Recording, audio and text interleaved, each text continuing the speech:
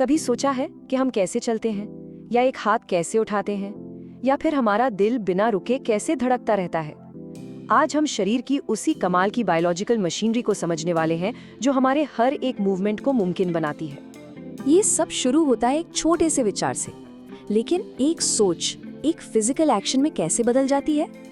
चलिए इस दिलचस्प सवाल की तह तक चलते हैं और इस पूरे प्रोसेस को परत दर परत समझते हैं। देखिए, आज का हमारा सफर कुछ ऐसा रहेगा। हम एक बेसिक कॉन्सेप्ट से शुरू करेंगे, फिर जूम इन करके मॉलिक्यूलर लेवल तक जाएंगे और फिर जूम आउट करके पूरे सिस्टम को एक साथ देखेंगे। तो चलिए शुरू करते हैं। सबसे पहले चलिए दो शब्दों के बीच का फर्क साफ कर लेते हैं, गति और चलन।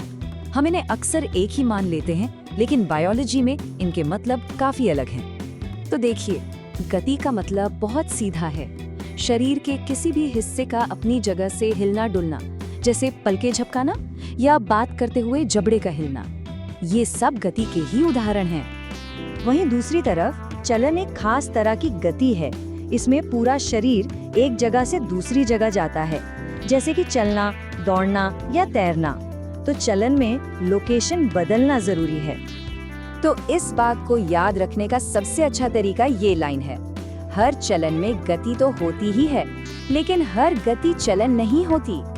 मान लीजिए आप एक जगह बैठे बैठे अपना हाथ हिला रहे हैं, तो ये गति है, चलन नहीं है ना। सिंपल। अच्छा, अब थोड़ा और गहराई में चलते हैं। मतलब जूम इन करके देखते हैं कि हमारे सेल्स यानी शरीर की सबसे छोटी इकाइयां वो कैसे मूव करती हैं। हमारे शरीर में सेल्स असल में 3 तरीकों से मूव करते हैं। एक है अमीबिया मूवमेंट, जैसे हमारे इम्यून सेल्स रेंगते हुए बैक्टीरिया का पीछा करते हैं। दूसरा है पक्षमाभि, ये छोटे छोटे बालों जैसी हरकत होती है जो हमारी सांस की नली को साफ रखती है।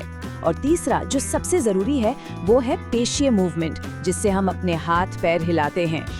तो चलिए अब इसी पेशीय गति पर और भी ज्यादा जूम इन करते हैं। इसे आप हमारे शरीर का इंजन भी कह सकते हैं, क्योंकि हमारी ज्यादातर हरकतें इसी की वजह से होती हैं।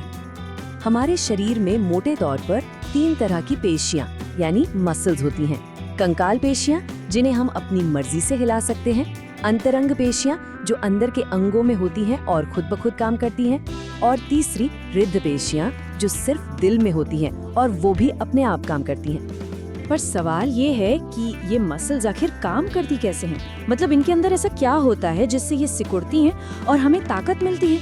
इसका जवाब जानने के लिए हमें इनके बिल्कुल अंदर, इनकी सबसे छोटी यूनिट तक जाना होगा। तो मिलिए सार्कोमियर से। ये हर मसल फाइबर के अंदर का वो छोटा सा हिस्सा है, वो बेसिक फंक्शनल यूनिट है जिसे आप एक छोटा इंजन भी समझ सकते हैं। असल में सारी ताकत यहीं से पैदा होती है। और इस इंजन के 2 हीरो हैं, एक्टिन और मायोसिन। एक्टिन एक पतला धागा है और मायोसिन एक मोटा धागा। बस मसल्स का सारा खेल इन्हीं दोनों प्रोटीन्स के एक दूसरे पर फिसलने का है। ये पूरा प्रोसेस तब शुरू होता है जब नर्व से एक केमिकल सिग्नल आता है। ये सिग्नल कैल्शियम को रिलीज करता है। कैल्शियम जाकर एक्टिन पर कुछ खास जगहों को खोल देता है। फिर क्या, मायोसिन के सिरे इन जगहों से जुड़कर एक्टिन को अपनी तरफ खींचते हैं और बूम, मसल कंट्रैक्ट हो जाती है। कितना शानदार मैकेनिज्म है। तो अब हम ये तो जान गए कि मसल सिकुड़कर ताकत कैसे पैदा करती है, पर वो खींचती किस चीज को है। चलिए अब जूम आउट करके उस फ्रेमवर्क को देखते हैं जिस पर ये मसल्स काम करती हैं। ये फ्रेमवर्क है हमारा कंकाल, जो एक एडल्ट इंसान में 206 हड्डियों से मिलकर बना है। ये सिर्फ हमें एक ढांचा ही नहीं देता, बल्कि हमारे नाजुक अंगों की हिफाजत भी करता है और हमारे हर मूवमेंट के लिए एक मजबूत आधार तैयार करता है। हमारे कंकाल के 2 मेन हिस्से होते हैं। पहला है अक्षीय कंकाल, जो शरीर की सेंट्रल लाइन बनाता है। इसमें हमारी खोपड़ी, रीढ़ की हड्डी और पसलियां शामिल हैं। ये हमारे शरीर का एक तरह से मुख्य खंभा है। अच्छा, अब एक बार फिर जूम आउट करते हैं और देखते हैं कि ये हड्डियां और मसल्स एक टीम की तरह कैसे काम करते हैं। और साथ ही ये भी जानेंगे कि कभी-कभी इस परफेक्ट सिस्टम में क्या गड़बड़ियां आ सकती हैं।